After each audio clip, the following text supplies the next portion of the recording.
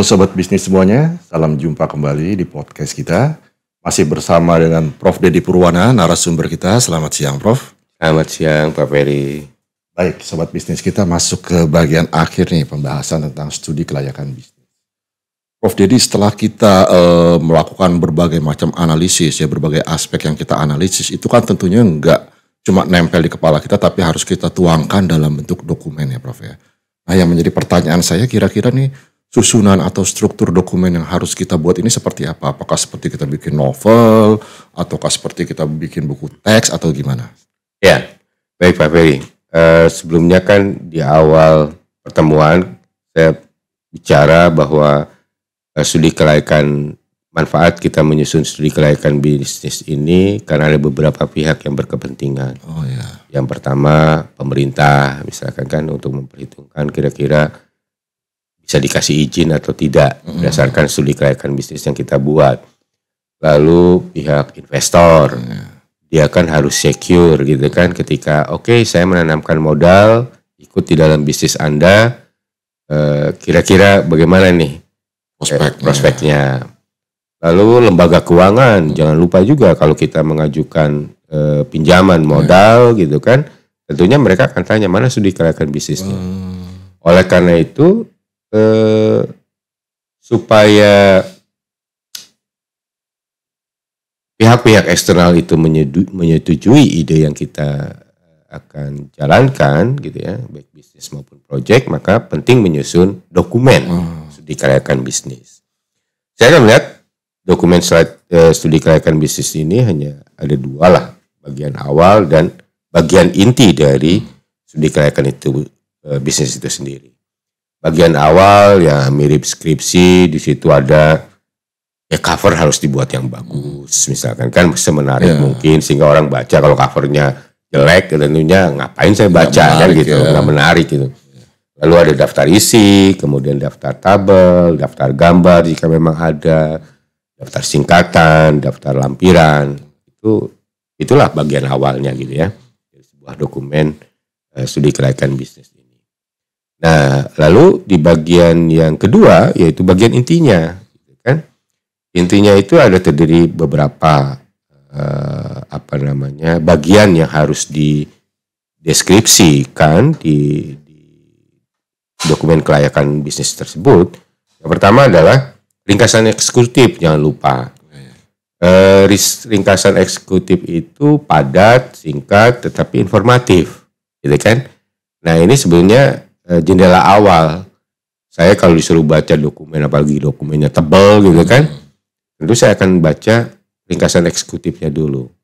Kalau ringkasan eksekutifnya itu menarik, saya akan baca bagian-bagian berikutnya. Oleh karena ini posisinya penting di awal gitu ya. Ini kayak mempromosikan lah isi dari dokumen studi kelayakan bisnis itu sendiri. Nah, kemudian yang berikutnya adalah latar belakang bisnis itu sendiri. Ide kita itu apa sih sebenarnya? Kenapa? Apa saja yang mendasari munculnya ide bisnis atau proyek yang akan kita jalankan? Nah, dari situ masuklah ke 7 aspek tadi gitu ya. Mulai dari legalitas, kemudian aspek teknis dan teknologinya, lalu aspek pasar dan pemasaran, kemudian finansial, lalu aspek manajemen dan organisasi, dampak ekonomi dan sosialnya, dan aspek terakhir itu aspek lingkungan hidup. Nah itu kita bisa menuangkan gambaran terkait dari aspek-aspek tersebut setelah kita melakukan kajian secara mendalam dari setiap aspeknya, ya. Dan di akhir itu ditutup dengan bagian kesimpulan dan rekomendasi. Kesimpulan itu ya apakah bisnis ini memang layak untuk dijalankan atau tidak gitu kan. Kalau memang bisnis ini layak dijalankan, maka rekomendasi yang harus dilakukan apa-apa saja. Jadi sebenarnya kalau dokumen sendiri mirip seperti skripsi, tesis atau disertasi gitu loh. Jadi itu harus tertuang sepenuhnya. Oke. Baik, tampaknya nggak terlalu sulit ya Prof ya untuk nyusunnya ya. Dan Terutama yang bagian-bagian aspek-aspek di dalam SKB itu kan sudah kita analisis sebelumnya, jadi sehingga hanya kita tuangkan dalam bentuk tulisan ya, aja ya. ya. Tapi untuk bagian latar belakang ini bisa dieksplor lagi nggak Prof? Misalkan apakah di dalamnya situ kita juga harus menjabarkan brand kita, filosofi dari pemilihan nama merek kita itu apa, itu perlu nggak disebutkan Prof? Sebetulnya kalau di latar belakang tidak perlu ya langsung mengerucut kepada brand kita, tapi tadi yang saya katakan sebenarnya apa yang mendasari ide bisnis atau ide project yang akan kita eksekusi. Ya kita mulai dari sebenarnya ada persoalan apa sih? Kenapa kita sampai kepada kesimpulan membuat ide bisnis ini gitu ya. Ya mungkin secara gambaran umum kira-kira berapa sih sebenarnya atau bagaimana sih sebenarnya kebutuhan terhadap barang atau jasa yang akan kita hasilkan gitu. Jadi gambaran yang sifatnya umum, lalu bagaimana tingkat supply and demand-nya. Nah, di situ kita masuk gitu ya. Nah, itulah yang menjadi landasan yang kita deskripsikan di dalam latar belakang. Mengapa kita harus menjalankan ide? Jadi harus menjawab itu. Mengapa kita harus menjalankan ide tersebut? Jadi dimulai dari mengidentifikasi apa yang dibutuhkan oleh konsumen saat ini, lalu kita lihat juga kondisinya di pasar saat ini sudah terpenuhi atau belum kebutuhan tersebut. Ya, nah itu menjadi landasan. Ya. Oke, baik Prof. Kemudian untuk aspek yang terakhir, rekomendasi ini juga menarik untuk dibahas lebih lanjut. Rekomendasi yang kita susun ini adalah rekomendasi untuk siapa ini Prof? Ya, rekomendasi terutama untuk kita yang akan menjalankan ide bisnis. Untuk kita sendiri. Untuk kita sendiri, atau juga tadi yang pihak-pihak yang memang mendapat manfaat dari studi kelayakan bisnis ini. Gitu kan. Misalkan rekomendasi itu bisa menjawab kebutuhan si investor yang mau menanamkan modalnya. Menjawab kebutuhan dari sisi aspek perizinan yang akan dikeluarkan oleh pemerintah, menjawab misalkan tadi dampak ekonomi dan sosial bagi masyarakat, kemudian menjawab juga misalkan dari sisi pihak yang akan mendanai proyek kita gitu, kira-kira itu. Oke. Lalu kalau misalkan ini dokumen kita susun untuk mengajukan pinjaman ke lembaga keuangan, itu berapa besar uang atau dana yang kita butuhkan, itu nanti akan termuatnya di bagian rekomendasi juga atau di bagian mana Prof? Sebetulnya itu sudah bisa dibaca di aspek finansial. Di bagian finansialnya, bukan di orang keuangan akan tahu ini layak tidak untuk dibiayai gitu loh. Tetapi tentu kita berikan rekomendasi seandainya membiayai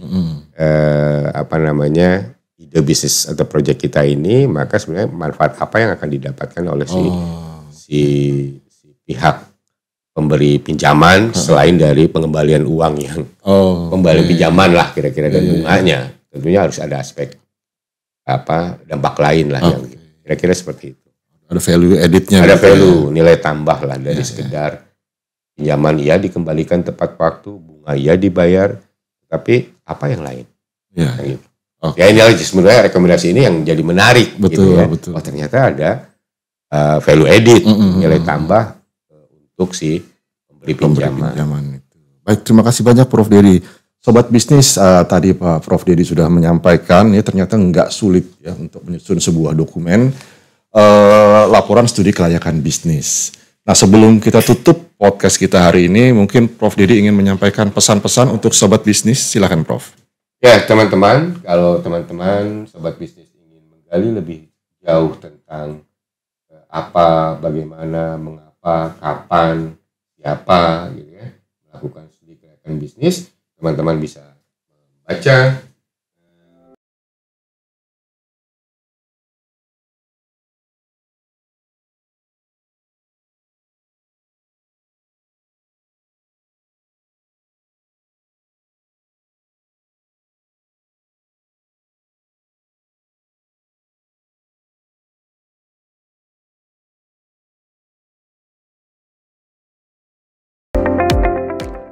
Baik, terima kasih Prof Dedi Purwana. Sobat bisnis, itulah akhir dari perjalanan podcast kita terkait dengan materi laporan studi kelayakan bisnis. Terima kasih, semoga bermanfaat dan sampai jumpa di episode-episode mendatang. Assalamualaikum warahmatullahi wabarakatuh. Waalaikumsalam.